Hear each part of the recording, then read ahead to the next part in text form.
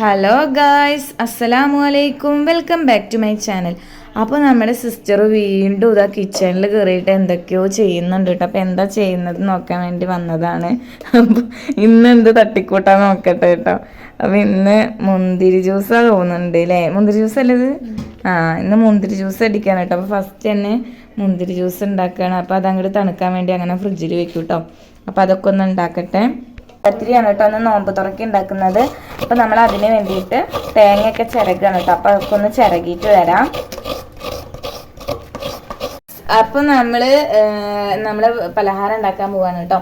അപ്പോൾ നമ്മൾ കൈപ്പത്തിരി അല്ലാട്ടോ ഉണ്ടാക്കുന്നത്. അപ്പോൾ നമ്മൾ മാറ്റി പിടിച്ചു, നമ്മൾ വട്ടുപത്തിരി ഉണ്ടാക്കാനാണ് കേട്ടോ വിചാരിക്കണത്. അപ്പോൾ വട്ടുപത്തിരിക്ക് വേണ്ടിയിട്ട് നമ്മൾ ആദ്യം വെള്ളമൊക്കെ തിളപ്പിച്ച് അതിൽ കരിഞ്ജീരകവും തേങ്ങയും ഉള്ളിയൊക്കെ ഇട്ടിട്ട് നന്നായിട്ട് തിളപ്പിച്ചെടുത്തു കേട്ടോ. അതിന് ശേഷം നമ്മൾ അതിലേക്ക് നമ്മുടെ അരിപ്പൊടി ഇട്ട് കൊടുക്കണം കേട്ടോ. എന്നിട്ട് നന്നായിട്ട് വാട്ടിയെടുക്കട്ടെ. പൊടി അതിലേക്ക് തിളച്ചതിലേക്ക് നമ്മൾ ഇട്ട് കൊടുക്കുകയാണ് കേട്ടോ. നന്നായിട്ട് നമ്മളൊന്ന് ഇളക്കി കൊടുക്കണം കേട്ടോ.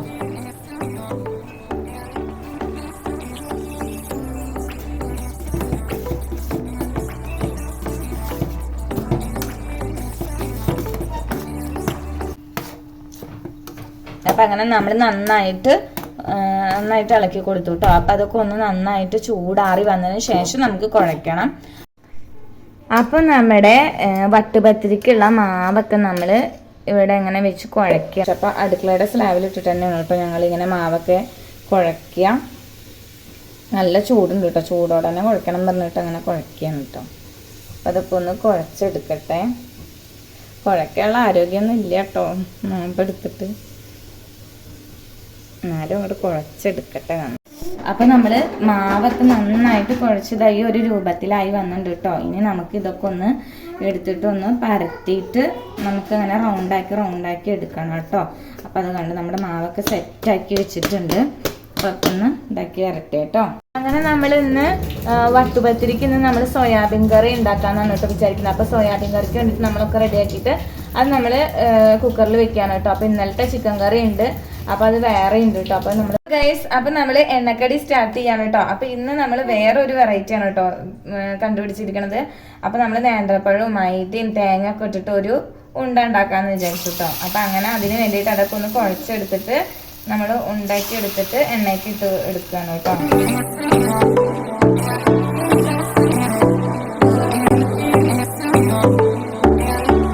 അപ്പോൾ നമ്മുടെ ബനാന ബോണ്ട ആയിട്ടുണ്ട് കേട്ടോ. അപ്പോൾ നന്നായിട്ട് മൊരിഞ്ഞ് വന്നിട്ടുണ്ട്. അപ്പോൾ അതൊക്കെ ഒന്ന് കോരി എടുക്കട്ടെ കേട്ടോ.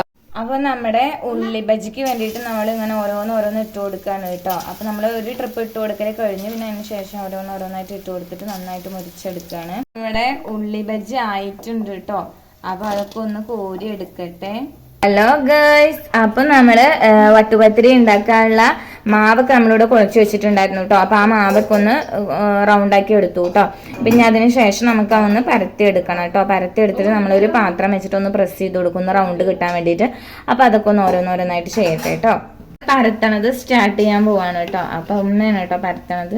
അപ്പൊ അതൊക്കെ ഒന്ന് പരത്തി എടുക്കട്ടെ. അപ്പൊ നിങ്ങൾ ഇവിടെ ഇങ്ങനെയൊക്കെയാണോ വീട്ടിൽ പരത്തി എടുക്കല്? ഞങ്ങൾ ഇങ്ങനെ സ്ലാബിലൊക്കെ വെച്ചിട്ടാണ് കേട്ടോ പരത്തുക. പിന്നെ അത്താഴത്തിന് എണിക്കാത്തത് കൊണ്ട് തന്നെ ഒരു ക്ഷീണമുണ്ട് കേട്ടോ. അപ്പം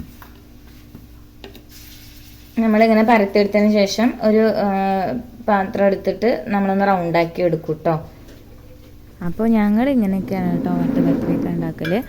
അപ്പോൾ ചിലവർ ഇങ്ങനെ വേറെ മോഡലിലൊക്കെ ഉണ്ടാക്കും കേട്ടോ. ഞങ്ങളുടേതായ രുചിക്കാണ് കേട്ടോ ഉണ്ടാക്കുന്നത്.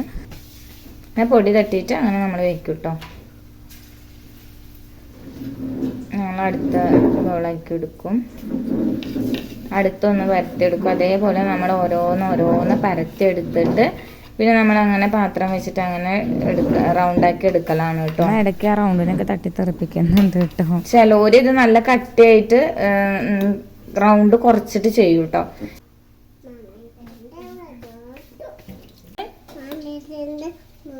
മാമീനെ കൊണ്ട് തോറ്റോ? അയ്യോ.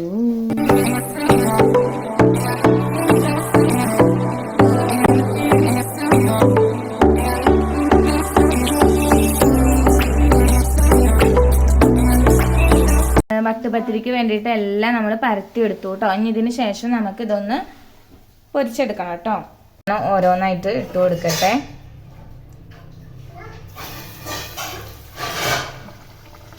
അങ്ങനെ നമ്മുടെ വട്ടുപത്തിരി കിടന്ന് എണ്ണയിൽ കിടന്ന് ഇങ്ങനെ തുള്ളുണ്ട് കേട്ടോ.